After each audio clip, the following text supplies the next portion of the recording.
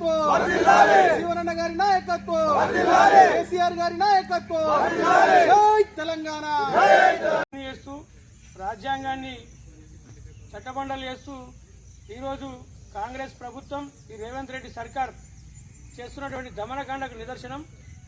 మీనాక్షి నటరాజన్ గారు పిసిసి అధ్యక్షుడు పాదయాత్ర చేస్తే ఈరోజు జిల్లా వ్యాప్తంగా అన్ని పార్టీల నాయకుల్ని, ప్రత్యేకంగా భారత రాష్ట్ర సమితి పార్టీ నాయకుల్ని ఇవాళ హౌస్ అరెస్టులు చేస్తూ, బైండ్ ఓవర్లు చేస్తూ, ప్రివెంటివ్ అరెస్టు చేయడం ఇది సిగ్గుచేటైన విషయం.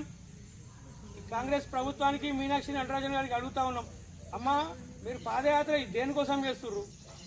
ప్రజల్లో ఇవాళ మీకు వ్యతిరేకత వచ్చింది కాబట్టి ప్రజలు ఖచ్చితంగా ప్రజాస్వామ్యబద్ధంగా మీకు నిరసన వ్యక్తం చేస్తారు.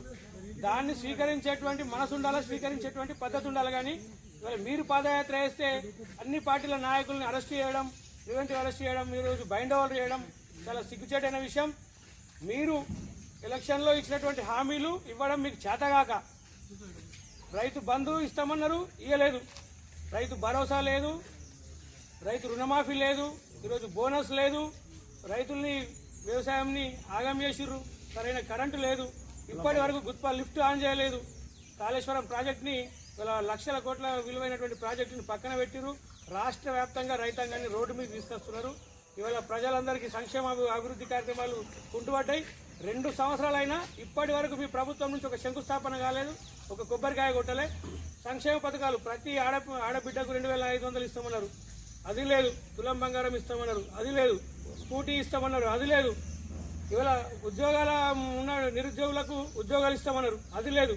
ఆటో కార్మికులను రోడ్డు మీద వేసిర్రు, మహిళల్ని రోడ్డు మీద వేసిర్రు, విద్యార్థుల్ని రోడ్డు మీద వేసిర్రు. ఇవాళ దాన్ని ప్రశ్నిస్తున్నటువంటి రాజకీయ నాయకుల్ని, రాజకీయ పార్టీల్ని ఇవాళ పోలీస్ స్టేషన్లో పెడుతున్నారు. ఇది చాలా సిగ్గుచేటైన విషయం. ఖబర్దార్ కాంగ్రెస్ నాయకులారా, రేవంత్ రెడ్డి గుర్తుంచుకోండి, మీ పతనం ప్రారంభమైంది. మీరు ప్రభుత్వం ఈరోజు మీ ప్రభుత్వం స్టార్ట్ అయిన 6 నెలలనే మీకు వ్యతిరేకత వచ్చింది. ఇవాళ 2 సంవత్సరాల తీవ్రమైన వ్యతిరేకత ఉంది. ఎన్నికలకు పోయే దమ్ము లేదు, అభివృద్ధి చేసే స్థితి లేదు, సంక్షేమం చేసే పని లేదు. ఎంతసేపు సైడ్ ట్రాక్ పాలిటిక్స్ చేస్తూ విషయం పక్కన ఇంకొక విషయం పెడుతూ ఇవాళ అబద్ధాలు ఆడుతూ, పూటకు ఒక అబద్ధం ఆడుతూ ఇవాళ రాష్ట్ర ప్రజల్ని అధోగతి పాలు చేస్తూ ఇలా దేశంలోనే నంబర్ 1 స్థానంలో ఉన్నటువంటి తెలంగాణని ఇవాళ అట్టడుగు స్థానానికి తీసుకొచ్చి ఈ అన్నమో రామచంద్ర అనే పరిస్థితి తీసుకొచ్చిర్రు.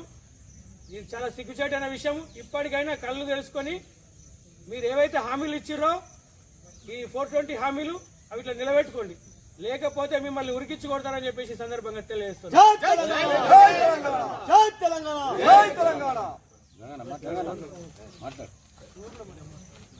ఎప్పటికప్పుడు వార్తలను వీక్షించేందుకు Q9 న్యూస్ ని సబ్స్క్రైబ్ చేసుకోండి, లైక్ చేయండి, షేర్ చేయండి. విలువైన సమాచారాన్ని ముందుగా మీరే తెలుసుకునేందుకు బెల్ బటన్ ని క్లిక్ చేయండి.